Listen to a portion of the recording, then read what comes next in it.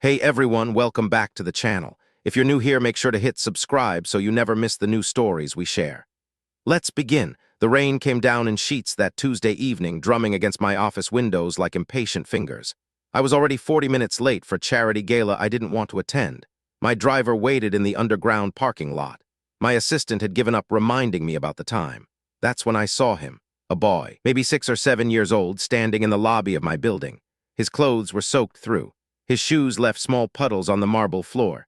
Security guards circled him like he was a problem that needed solving. I should have kept walking. CEOs don't stop for every lost child in the building, but something in his eyes caught me.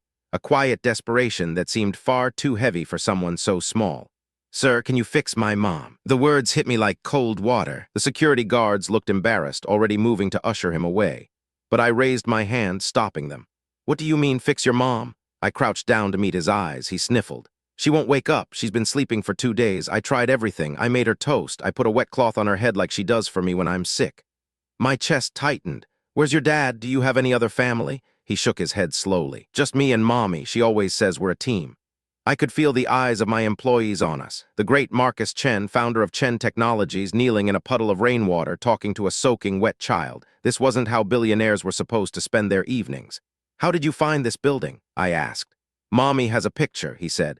"She looks at it sometimes when she thinks I'm sleeping. It's a picture of this building. She said she used to work here. She said good people worked here." Something flickered in my memory, a ghost of recognition that I couldn't quite place.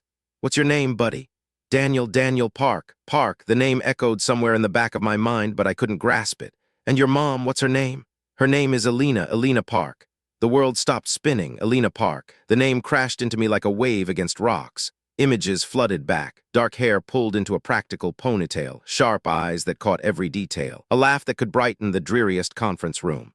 Alina Park had been one of my most promising employees 7 years ago, a rising star in our research division. Brilliant, dedicated, everyone said she'd be running her own department within a year, and then one day she simply vanished. No notice, no explanation, her desk cleared overnight, her phone disconnected. It was as if she'd never existed at all. I'd wondered about her. For months, I'd wondered. What happened to Alina Park? What made someone so driven simply disappear?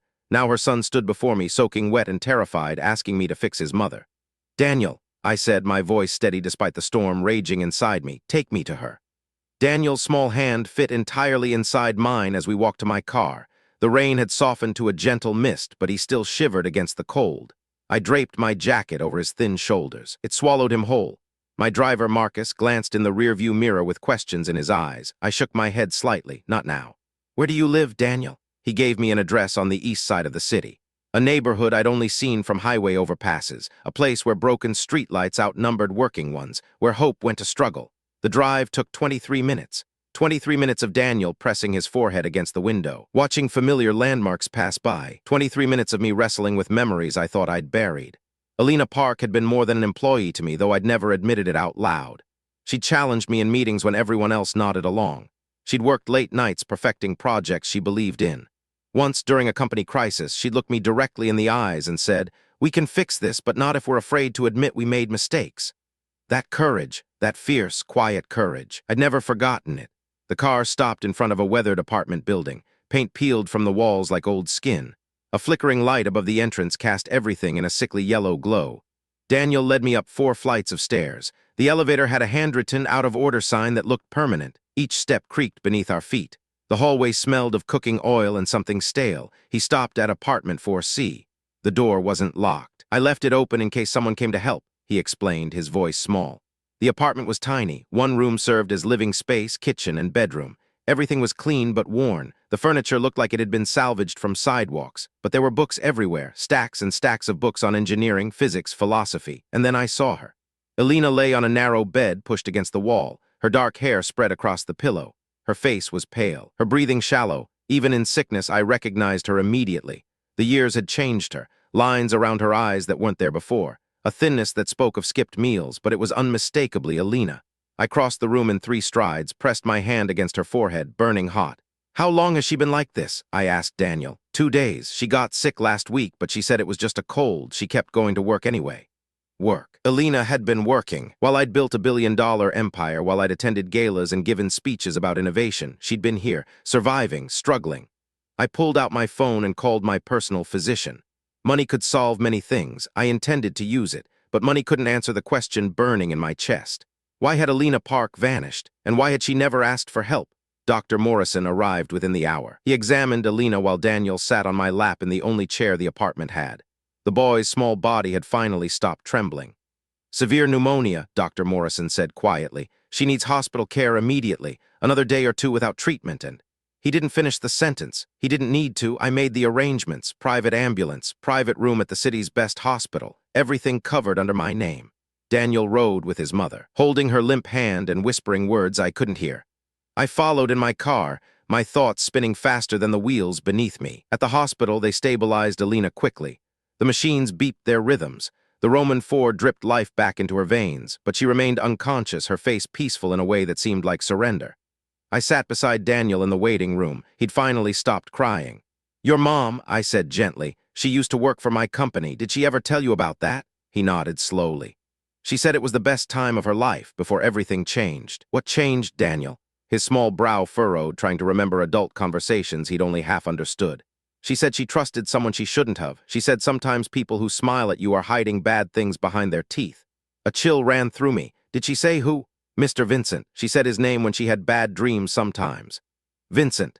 Marcus Vincent had been my right-hand man 7 years ago, head of operations, charming, efficient. Everyone loved him. He'd left the company 5 years ago to start his own venture. We'd parted on good terms, or so I thought. But now, hearing his name on this child's lips, something dark began to take shape in my mind. I excused myself and made a phone call. Within hours, I had Alina's old personnel file pulled from archives. My head of HR read me the termination report. "It says she resigned voluntarily, sir, effective immediately. No reason given. Standard exit interview was declined." "Who processed her resignation?" A pause, paper shuffling. "Marcus Vincent, sir." I hung up without saying goodbye. The picture was becoming clearer now, and I hated every line of it. I returned to the hospital room where Alina lay sleeping. Daniel had crawled onto the edge of her bed, careful not to disturb the tubes and wires. His small hand rested on her arm as if to anchor her to this world.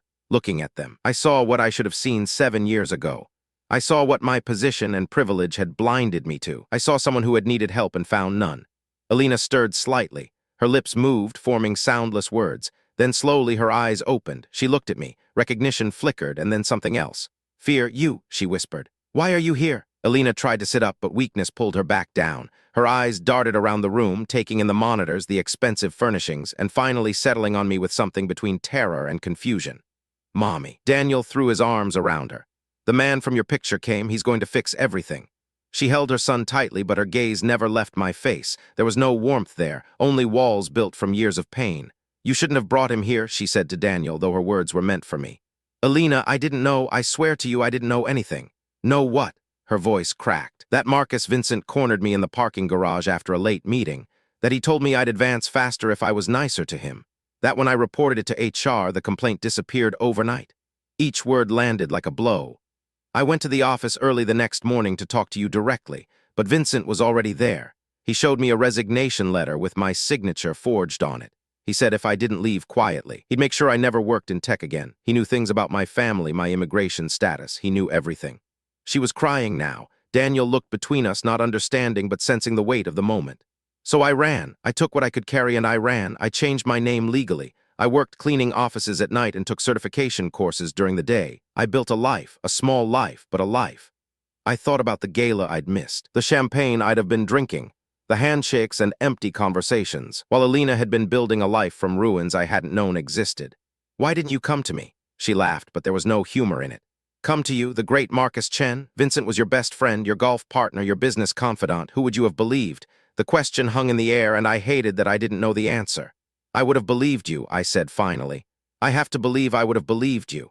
"That's not good enough," she whispered. "That was never good enough." She was right. My ignorance wasn't innocence. My distance wasn't neutrality. I had built a company where someone like Vincent could thrive, where someone like Alina could be erased. I knelt beside her bed, not caring how it looked or what it meant. "I can't change 7 years. I can't give you back what was stolen. But I can promise you this. Marcus Vincent will answer for what he did, and you will never have to run again." Alina looked at me for a long moment. The fear in her eyes slowly softened into something fragile. "Hope, why would you do this?" I looked at Daniel, at his small hand still clutching his mother's. "Because your son asked me to fix you, and I'm finally listening." The weeks that followed changed everything. Alina recovered slowly, her body fighting back from the edge of collapse. I visited every day, bringing books she loved and meals she'd missed. Daniel became my shadow, asking endless questions about buildings and bridges and how things worked. I hired investigators who uncovered everything. Vincent had done this before, 2 other women at my company. Both had left mysteriously. Both had started over somewhere else, carrying scars no one could see. The legal proceedings took months. Vincent fought hard, used every trick, every connection. But truth has a weight that lies cannot outrun. He lost his company, his reputation, and eventually his freedom. Alina testified. She stood in that courtroom with her shoulders straight and her voice clear, and she told her story. When she finished, the silence that followed felt like the world finally exhaling. I offered Alina her old job back. She declined. "I'm not the same person I was," she said. "I don't want to go backward. I want to build something new." So we built something together, a foundation supporting women in technology who face harassment and injustice. Alina ran it. Her engineering mind, combined with her survivor's heart, made it extraordinary. Daniel started school near my neighborhood. On weekends, he'd come to my office and sit at the conference table doing homework while I took calls. My colleagues thought I'd gone soft. Maybe I had. One evening, as autumn painted the city in gold and crimson, Alina and I sat on a bench in the park near the hospital where we'd first spoken. Daniel played on the swings, his laughter carrying on the wind. "I spent 7 years hating you," she admitted. "Not because you hurt me, but because you didn't see, because you had the power to see and you chose comfort instead." I nodded. There was nothing to defend. "But Daniel asked you to fix me," she continued, "and you showed up. You could have walked away. You could have handed the problem to someone else. You didn't. I should have shown up 7 years ago. Yes, but you showed up now. That matters."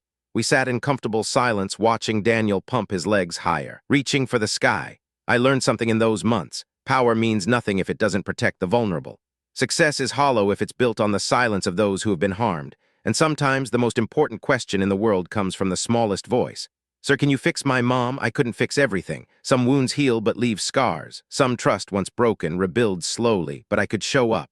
I could listen. I could change." Daniel ran over, breathless and beaming. "Did you see how high I went?" Alina laughed, a real laugh, the first I'd ever heard from her.